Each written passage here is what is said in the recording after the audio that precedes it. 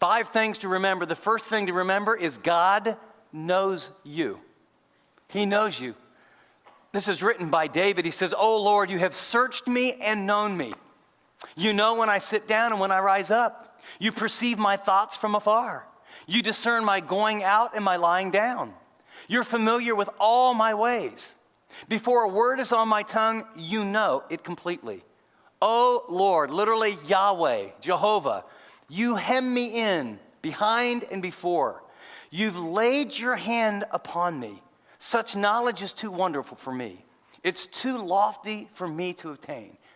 Now, pull out a pen if you have it. Do a little Bible study here. I want you to just see how many words talk about how deeply, intimately God knows all your actions, all your thoughts, all your motives. Just as we start line 1, circle the word searched.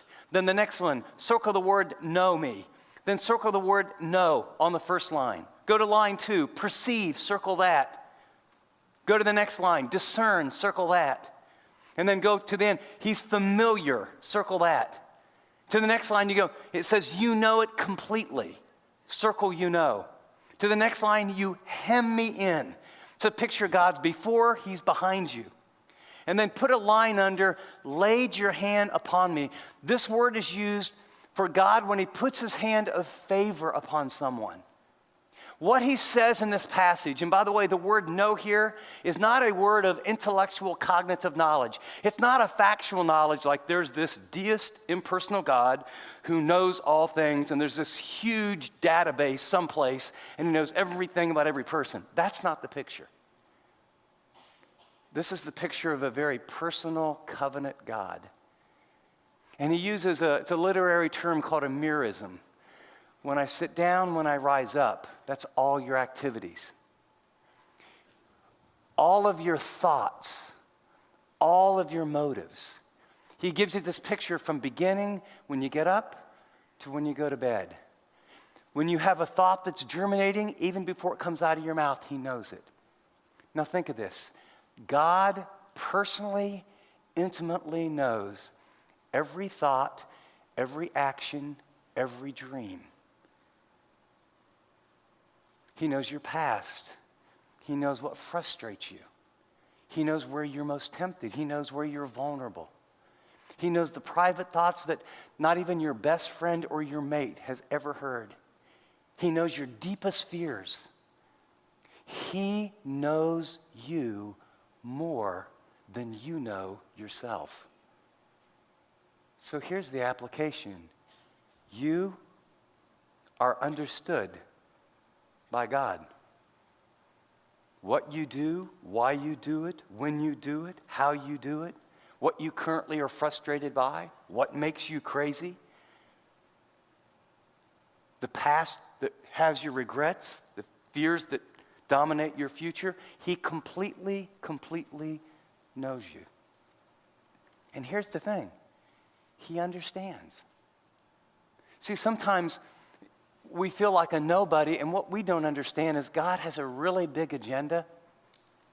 And some of the dreams and some of the expectations, some of the times when you feel the most like a nobody, God is doing some of his deepest work.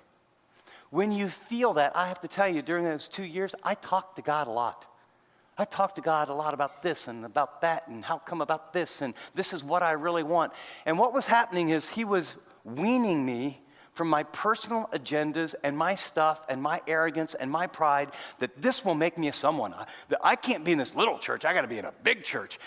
This little town, I need to be in a big town. And what he was doing was saying, you know, Chip, until you get to the point where you understand this journey really isn't about you and your agenda and what you think will make you a someone. Until you begin to understand that because I made you, you're already a someone. And what I want to do is I'm glad to give you some of the desires of your heart, but the calling that God has on your life requires a character that needs to be developed. And some of the most frustrating times that you have that you're pushing up against and you're frustrated by, and you have this imaginary thought that if I could get that, or if I could achieve that, or if I could finally get married, or if our marriage would get over the hump, or if we could finally have kids, or if we could, and we have the if then.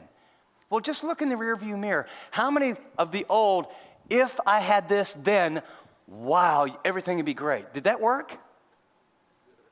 Or do you just change the if then, right? See, God wants you to know, here's the thing. You can talk to him in a different way. He understands. But that line, here's his desire. He has his hand upon you. Believe me, he wants far better for you than you want for you. He understands what you need. You think and I think this would make me happy, this would make me fulfilled, this is what I really need. Wait a second. God knows all things about you, but he knows all things about all things and all people. He sees the beginning from the end. He's all-knowing. He's outside of time. He's omnipresent. He's all-powerful. And you're his child. He understands.